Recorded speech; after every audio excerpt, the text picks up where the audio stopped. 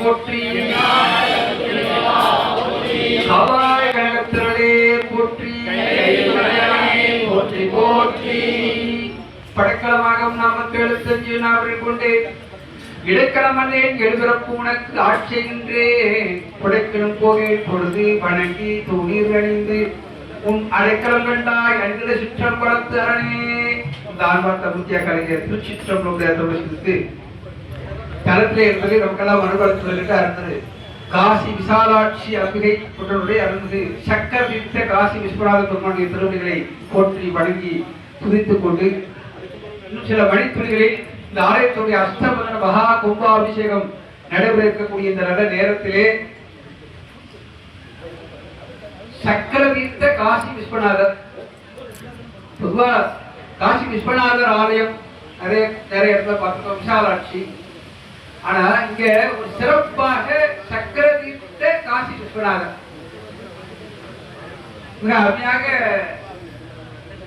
திருப்பணிகள் செய்யப்பட்டு உழவார பணிகள் நிறைய நம்ம பிரபாகர் அவர்களுடைய அடியார்கள் செய்திருக்கிறீர்கள்.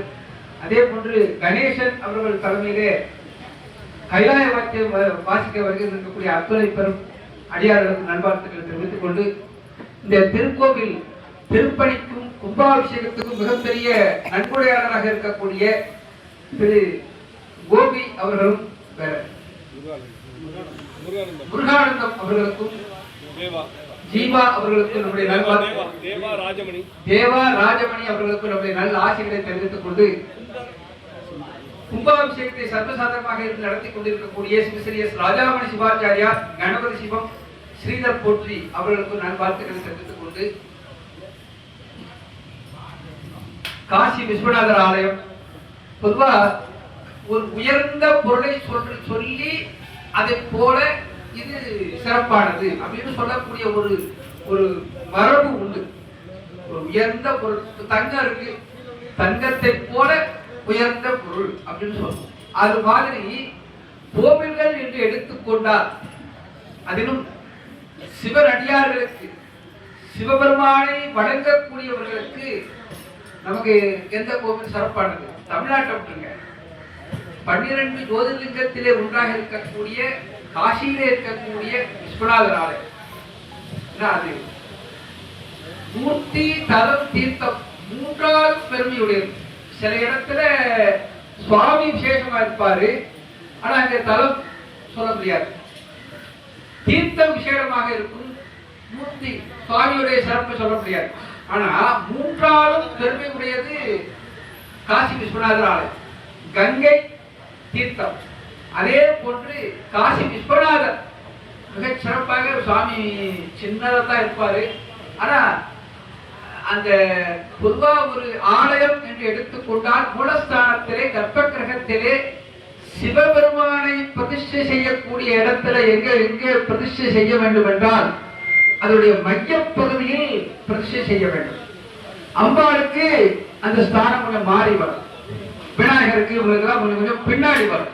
ஆனால் மத்திய பகுதி பிரம்மஸ்தானம் என்று சொல்வார்கள், அந்த இடத்துலதான் சிவலிங்கத்தை பிரதிஷ்டை செய்ய வேண்டும். ஆனா காசிக்கு நிறைய பேர் போயிருக்கீங்க, காசியில விஸ்வநாத பெருமான் எங்க இருக்காரு? மூலஸ்தானத்துல எங்க இருக்காரு? ஒரு ஓரமா ஈசானத்துல இருப்பார். ஏன் என்று கேட்டால் சாமி அங்க நகர்த்தி வைக்கின்ற போது அங்கிருந்து எடுக்க முடியவில்லை. ஒரு மகாராணி கோவில் கட்ட போது அப்படிலாம் சிறப்பு வாய்ந்த மூர்த்தி தலம் தீர்த்தம் இந்த மூன்றாலும் பெருமை பெற்றது காசி விஸ்வநாதர் ஆலயம். அதனாலதான் காசி விஸ்வநாதர் ஆலயத்தை போல கங்கை தீர்த்தத்தை போல இந்த தாமிரபரணி தீர்த்தத்துல ஒரு சிறப்பு சொல்லப்படுது. இப்படி நிறைய உபசாரமாக சொல்லப்படும். அந்த வகையிலே சைவ அடியார்களுக்கு சிவ அடியார்களுக்கு வாழ்க்கையில ஒரு முறையாவது காசிக்கு சென்று கங்கையிலே நீராடி அங்கே காசி விஸ்வநாத பெருமானை வணங்க வேண்டும். அந்த காலத்துல அதெல்லாம் முடியாது. இப்ப நினைத்தால் ஒரு 10 வருஷத்துக்கு முன்னாடி 20 வருஷத்துக்கு முன்னாடி வரைக்கும் ட்ரெயின்ல போனோம், 2 நாட்கள் ஆகும், 1.5 நாட்கள் ஆகும். ஆனா இப்ப அப்படி இல்லை. திருவனந்தபுரத்துல ட்ரெயின்ல ஏறினா அடுத்த 2 மணி நேரத்துல காசியில போய் இறங்கிடலாம். அப்படி வசதிகள் அதிகமாகி விட்டது. ஆனா அந்த காலத்துல நடந்து பாத யாத்திரையாக சென்றார்கள். பல மாதங்கள் நடந்து செல்ல வேண்டும். அப்படி செல்கின்ற போது அங்கே சென்று விட்டு தரிசனம் செய்து விட்டு காசிக்கு போறேன்னு சொன்னாலே அந்த காலத்துல என்னன்னா அவர்களுடைய சொத்துக்கள் எல்லாத்தையும் யாராருக்கெல்லாம் எப்படி எழுதி வைக்கணுமோ அப்படிலாம் எழுதி வச்சுட்டு போன காலம் உண்டு. ஏன்னா அடுத்து நம்ம திருப்பி வருவோமோ வரமாட்டோமோ அப்படிங்கிற ஒரு எண்ணத்துல அப்படிதான் நடந்தது. ஆனா அப்படி சென்று விட்டு வந்தவர்கள் அந்த காசிக்கு சென்றதன் ஞாபகார்த்தமாக ஒரு சின்ன கோயிலை கட்டியிருப்பாங்க. காசி விஸ்வநாதர் நிறைய இடத்துல அப்படி போயிட்டு அந்த வகையிலே இந்த ஆலயம் அப்படி கிடையாது. இதற்கு பழமையான ஆலயம். அதிலும் குறிப்பாக சக்கர தீர்த்த காசி விஸ்வநாதர். சக்கரம் யார் கையில இருக்கு? யார் கையில இருக்கு? மகாவிஷ்ணுடைய திருக்கரங்களில் சக்கராயுதப்படை இருக்கிறது. அந்த சக்கராயுதப்படையை கொடுத்தவர் யார்? நம்ம சுவாமி தான். சிவமண்டா கொடுத்திருக்கார். பங்கயம் 1000 பூவினில் ஓர் பூ குறைய தம் கண் இடந்து அரண் சேவடி மேல் சாத்தலுமே எம்பிரான் சங்கரன் சக்கரம் வாளுக்கு அருளியவாறு எங்கும் பரவினால் தோணோக்கம் ஆனாமோ திருவாசகம் சொல்கிறது. 1000 தாமரை மலர்களால் சிவபெருமானை அர்ச்சிப்பதாக மகாவிஷ்ணு பூஜை செய்ய உட்கார்றார்.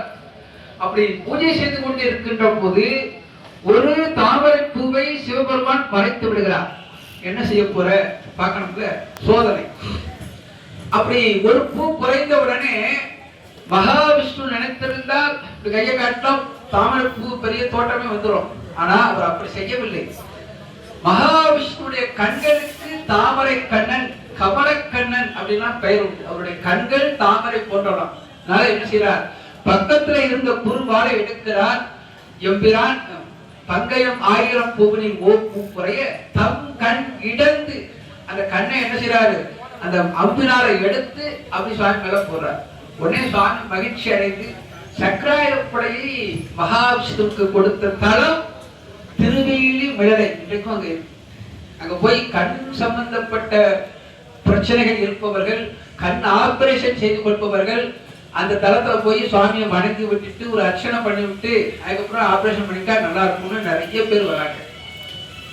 திருவிழிமலையில இன்னொரு சிறப்பு, படிக்காசு கொடுத்த தலம் நிறைய இருக்கு. யானை ஏறி வழிபட முடியாத தலம் 70 கோவில்கள், யானை ஏறி வழிபட முடியாத கோவில்கள் இருக்கிறது. அப்படி அந்த சக்கராயுதப்படையை சிவபெருமானம் பெற்ற மகாவிஷ்ணு அவருடைய அந்த சக்கராயுதப்படை இங்கே வந்து தன்னுடைய கோஷத்தை நீக்கிக் கொண்டதற்காக இங்கே சக்கர தீர்த்த காசி விஸ்வநாதர் ஆலயம் என்று அமைக்கப்பட்டிருக்கிறது. என்றால் ஒவ்வொரு ஆலயத்திற்கும் ஒரு சிறப்பு இருக்கிறது. இந்த பக்கத்துல அருகாமையிலே நம்ம எல்லாருக்கும் தெரிந்த ஆலயம் ராமேஸ்வரம். அந்த ராமநாத சுவாமி ஆலயத்தை கட்டி அதை பிரதிஷ்டை செய்து வழிபட்ட பெருமான் ஸ்ரீ ராமச்சந்திரமூர்த்தி. ராவணனை சங்காரம் செய்துவிட்டு அங்கிருந்து வருகிறார். ராமேஸ்வரத்திற்கு வந்து இறங்குகிறார். இறங்கின உடனே அந்த தோஷம் நீங்குவதற்காக ஒரு சிவலிங்கத்தை பிரதிஷ்டை செய்து வழிபாடு செய்ய வேண்டும் என்று கருதி சிவலிங்கத்தை பிரதிஷ்டை செய்யணும். உடனே சீதா பிராட்டி எல்லாரும் சொல்றாங்க, காசியிலிருந்து சிவலிங்கத்தை எடுத்து வந்தால் அது சிறப்பு. அந்த காசிக்கு அனுமனை அனுப்புகிறார்கள். அப்படி அனுப்புற போது காலம் தாழ்ந்து விடுகிறது. சிவபூஜை செய்வதற்கு நேரம் ஆகிறது. சீதா பிராட்டி தன்னுடைய கரங்களால் மணலினால் கூப்பி கட்டிய சின்ன ஒரு சிவலிங்கம் தான் காசி ராமநாத சுவாமி. நாம காலையில எழுந்த உடனே குளிச்சு ஸ்நானம் பண்ணிட்டு திருநீர் பூசிட்டு ராமநாதா என்று சொன்னால் அத்துணை பாவங்களும் நீங்கும் என்று சொல்லப்பட்டிருக்கிறது. ஏனென்று கேட்டால் கோடிமா தவங்கள் செய்து குண்டினார் தம்மை எல்லாம் வீடவே சக்கரத்தால் எரிந்து, இந்த சக்கராயுதப்படை தான் இங்க வந்து தோஷத்தை நீக்கி கொண்டது. வீடவே சக்கரத்தால் எரிந்து பின் அன்பு கொண்டு தேடி மால் செய்த கோவில் திரு ராமேஸ்வரத்தை நாடிவா நன்னறி ஆகும் என்றே என்று சொல்லப்பட்டிருக்கிறது. என்றால் மிகப்பெரிய தவங்களை எல்லாம் செய்து ராவணன் வரங்களை பெறுகிறான். சிவபெருமான்கிட்ட நிறைய வரத்தை பெறுகிறான். ஆனால் அவன் செய்த மாபெரும் தவறு அடுத்தவன் மாற்றான் மனைவியாக இருக்கக்கூடிய ஸ்ரீ ராமச்சந்திரமூர்த்தியுடைய மனைவியாக இருக்கக்கூடிய சீதா தேவி மீது ஆசைப்பட்டது. அதனால அவன் செய்த அத்தனை தவங்களும் வீணாகி போனது. அவருடைய நாடு நகரங்கள் அத்தனை இழந்து தன்னுடைய உயிரையும் இழந்தான். அதுதான் கோடிமா தவங்கள் செய்து குன்றினார் தம்மையெல்லாம் விடவே சக்கரத்தால் எரித்து பின் அன்பு கொண்டு அதுக்கப்புறம் என்ன செய்யறாரு மறுபடியும் அன்பு கொண்டு ராமேஸ்வரத்துல ஒரு லிங்கத்தை பிரதிஷ்டை செய்து வழிபட்டார் அப்படின்னு அப்பர் சுவாமியுடைய தேவாரம் சொல்கிறது என்றால் இதையெல்லாம் நடந்த உண்மை. அப்படிப்பட்ட அந்த சக்கரம் அது சிவருமாண்டா கொடுத்தது.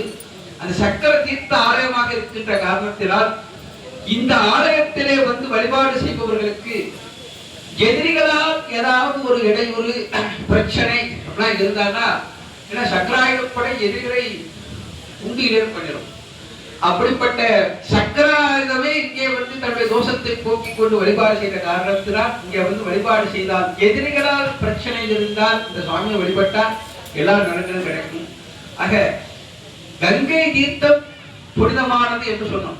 அப்ப இந்த கங்கை தீர்த்தத்துக்கு அதனால சில இடத்துல காசிக்கு நிகரான தலம், காசிக்கு வீசம் பெரிது சொல்லுவாங்க. அதே மாதிரி கங்கைக்கு இணையான தீர்த்தம், கங்கையை விட புனிதமானது அப்படின்னா சொல்லுவாங்க. நம்ம சைவ பெருமக்களாக இந்துக்களாக இருக்கக்கூடிய எல்லோரும் வாழ்க்கையில ஒரு முறையாவது காசிக்கு போகணும்னு சொன்னேன். அப்படி போக முடியாதவர்கள் ஒரு காலத்துல இறந்தவர்களுடைய அஸ்தியை கங்கையிலே கொண்டு அந்த அஸ்தியை கொண்டு கரைப்பது ஒரு ஐதீகமாக இருந்தது. இன்றைக்கும் நிறைய பேர் செய்யறாங்க. அப்படி ஒருவர் களக்காட்டில் இருக்கக்கூடிய ஒரு அந்தணன் தன்னுடைய தந்தையாருடைய அஸ்தியை எடுத்துக்கொண்டு பாத யாத்திரையாக நடந்து வருகிறார். காசிக்கு செல்வதற்காக போறார். அப்படி நடந்து செல்கின்ற போது வருகின்ற வழியிலே திருநெல்வேலியில சிந்து பூந்துரை அப்படின்னு ஒரு இடம் இருக்கு, ஜங்ஷன் பக்கத்துல இருக்கு. அந்த இடத்துக்கு வந்தவங்க அங்கே தங்கி அந்த நதியிலே ஸ்நானம் செய்து பூஜை செய்து விட்டு கிளம்ப வேண்டும். உடனே அவருடைய வேலையாட்ட இந்த அஸ்தி வைத்திருக்கக்கூடிய அந்த பாத்திரம் அதை நல்ல ஒரு துணியை வச்சு கட்டியிருக்காரு. அந்த பாத்திரத்தை இதை பத்திரமா பார்த்துக்கோ, காசியில போய் தான் இதை எடுத்து நாம பிரிக்கணும். ஏன் அப்படின்னு வேலையால் கேட்கலாம். இதுல நல்ல சுவையான தின்பண்டம்லாம் இருக்கு, அங்க போய் சாப்பிட்டாதான் சிறப்பு அப்படின்னு சொல்லி அவன் கையில கொடுத்து ஸ்நானம் பண்ணி அனுஷ்டானம் செய்கிறார். வேலையால் சும்மா இருப்பானா? சும்மா கொடுத்துட்டா கூட நினைச்சிருக்க மாட்டான். இவரு நல்ல அருமையான பண்டம் இருக்கிறது, பலகாரம் இருக்கிறது அப்படின்னு சொன்னார்ல, உடனே கேசா ஒரு ஆசை வருது. உள்ள என்னதான் இருக்குன்னு பார்த்துருவோம். மெதுவாக அந்த புனியை வைத்து கட்டியிருக்கக்கூடிய தன் புனியை அவிழ்க்கிறாள். அவிழ்த்து பார்க்கலாம், எலும்பும் சாம்பலுமா இருக்கு. அந்தனருடைய தந்தையாருடைய அஸ்தி அல்லவா.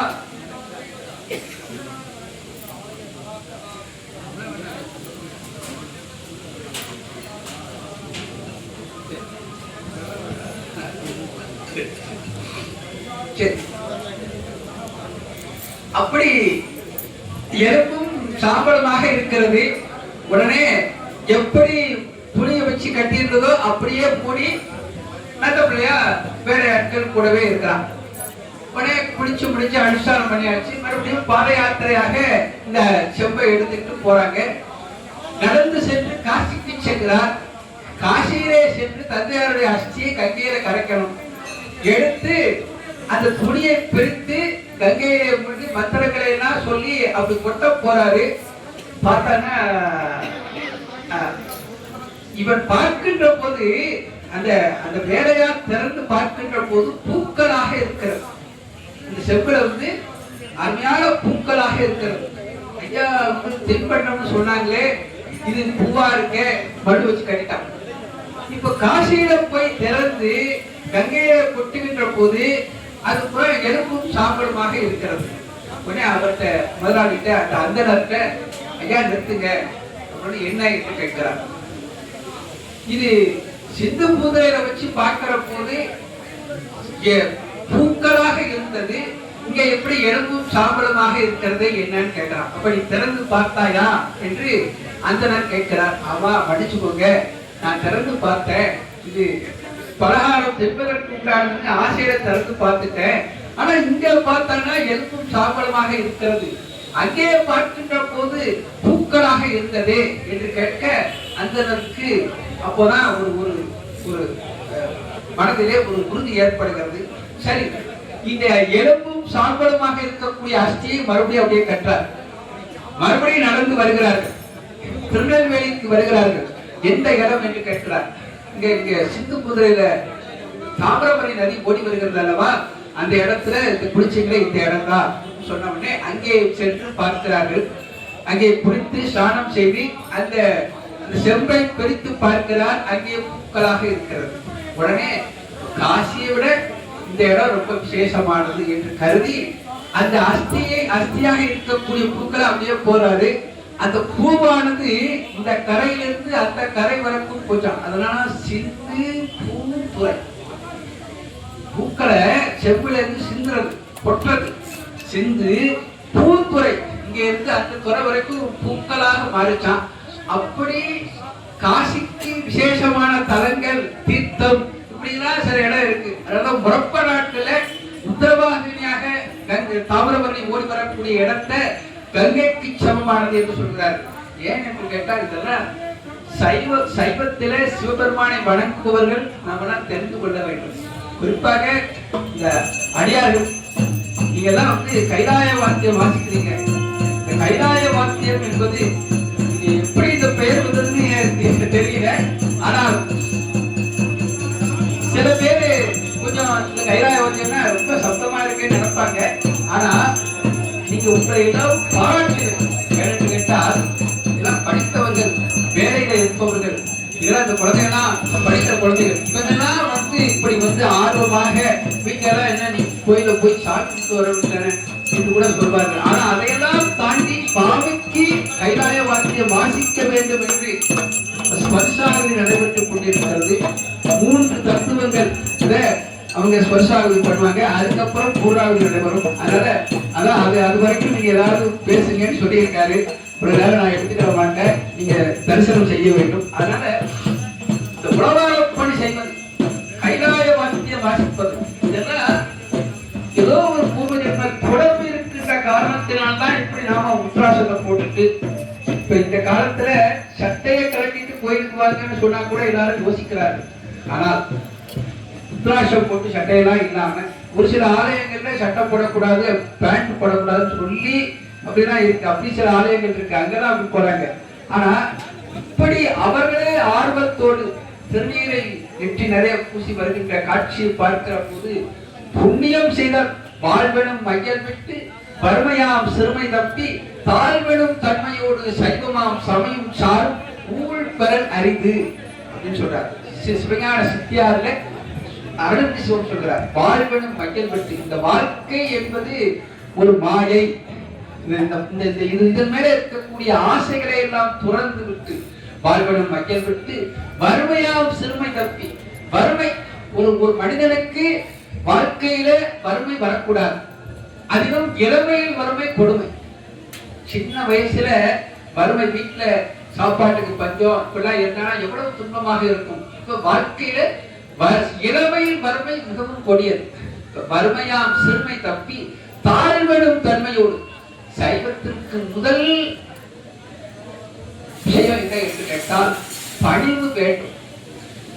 இன்னைக்கு இங்க சேர்ல உட்காரக்கூடாது. நம்ம ஒரு கும்பாபிஷேகம் யாகசாலை இருந்தால் வயதானவர்கள் உடன் முடியாதவங்க நீங்க உட்கார்ந்துக்கலாம், தப்பே இல்லை. உங்களை குறைச்சல இருக்காக.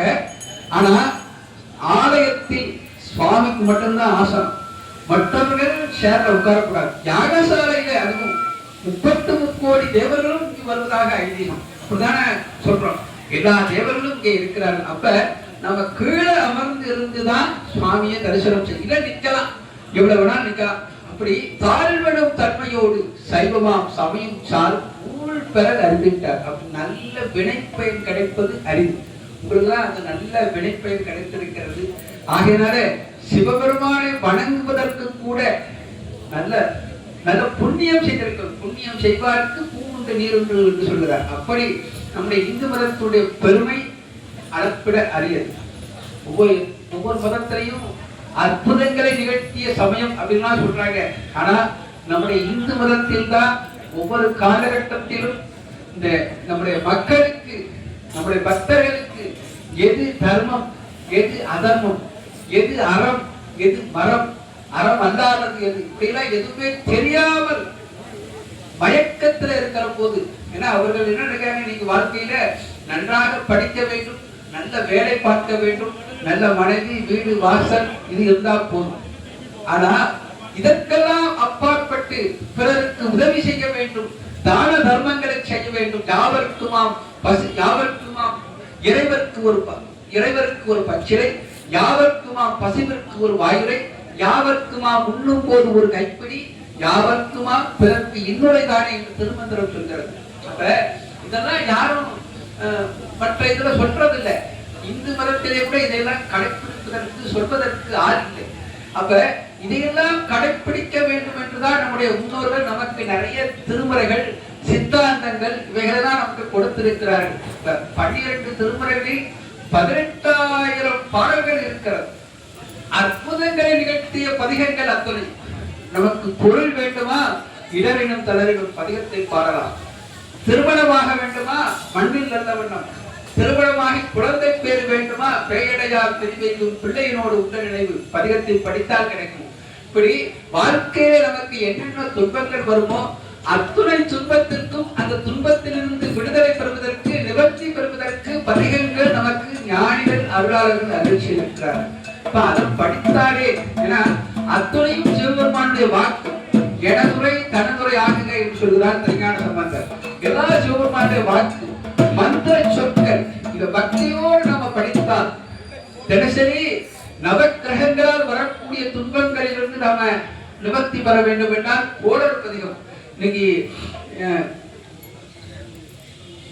குரு பயிற்சி, சனி பயிற்சி, இந்த 2 சொன்னா போதும். வாழ்க்கையில நிறைய பேர் போய் தேடி ஓடுகிறார்கள். ஆனால் இதற்கெல்லாம் ஒரு ஒன்றும் செய்ய மாட்டார். தினசரி கோடர் பதிகத்தை பாராயணம் செய்தால் போதும்.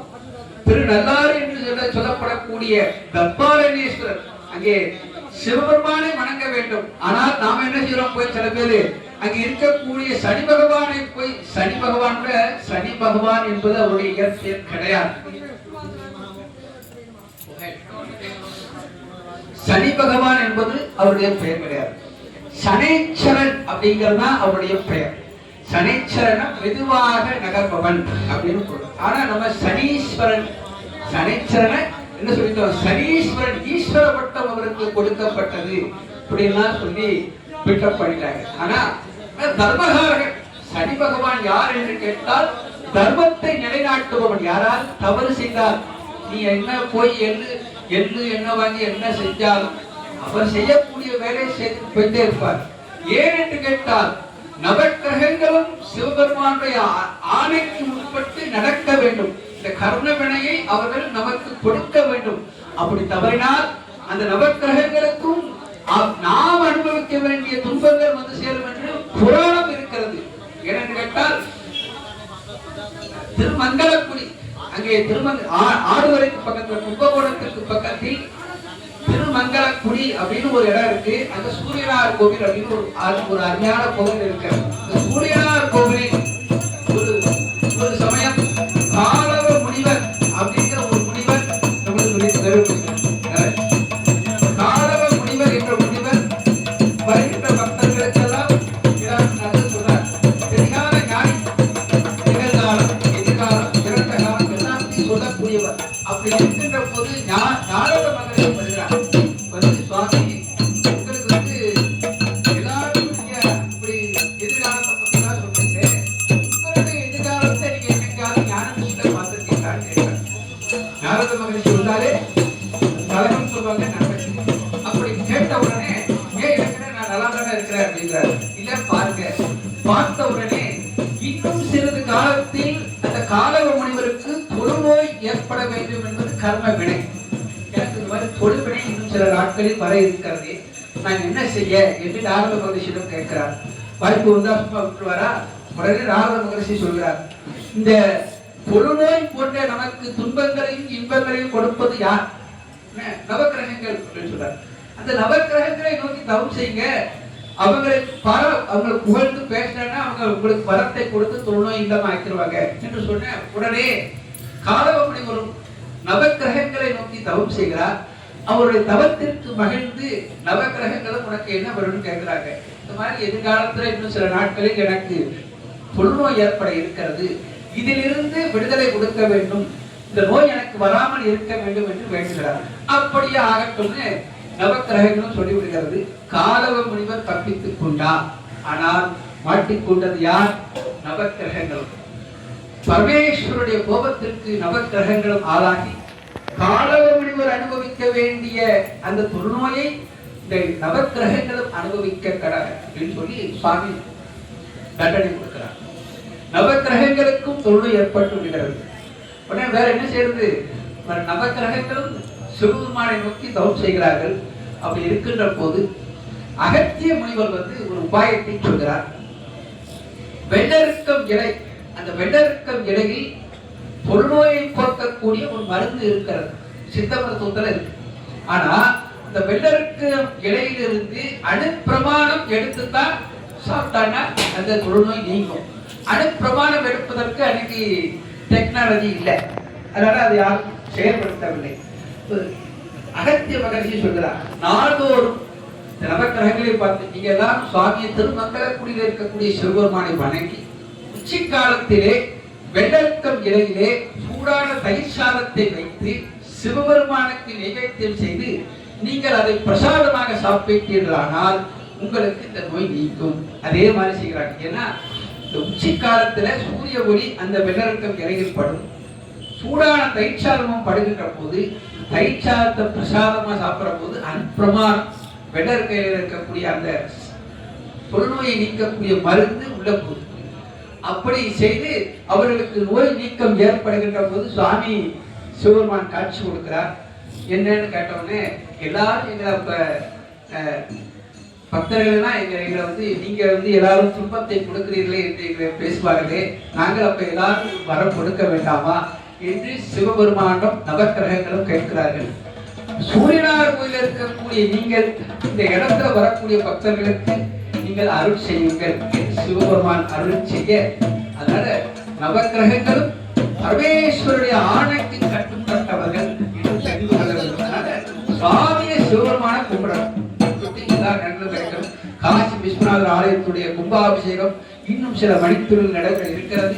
இந்த ஆலயத்துடைய திருப்பணி, அன்னதானம், கும்பாபிஷேகம், உழவாரப்பணிகளை கலந்து கொண்ட அத்துணை அன்பர்களுக்கும் மீண்டும் நம்முடைய நல்வாழ்த்துக்களை தெரிவித்துக் கொண்டு வருகை இருக்கக்கூடிய அடியார் மக்கள் உங்கள் எல்லோருக்கும் எல்லா நலன்களும் கிடைக்க பிரார்த்தனை செய்து வாழ்த்தி தரவே நிறைவு செல்வர்களை திருச்சிற்றம்பலம். நம பார்வதி பதையே. இப்பொழுது மூன்றாவது தத்துவமாகிய சிவதத்துவம் என்று சொல்லக்கூடிய யாகசாலைகளே கொஞ்சம்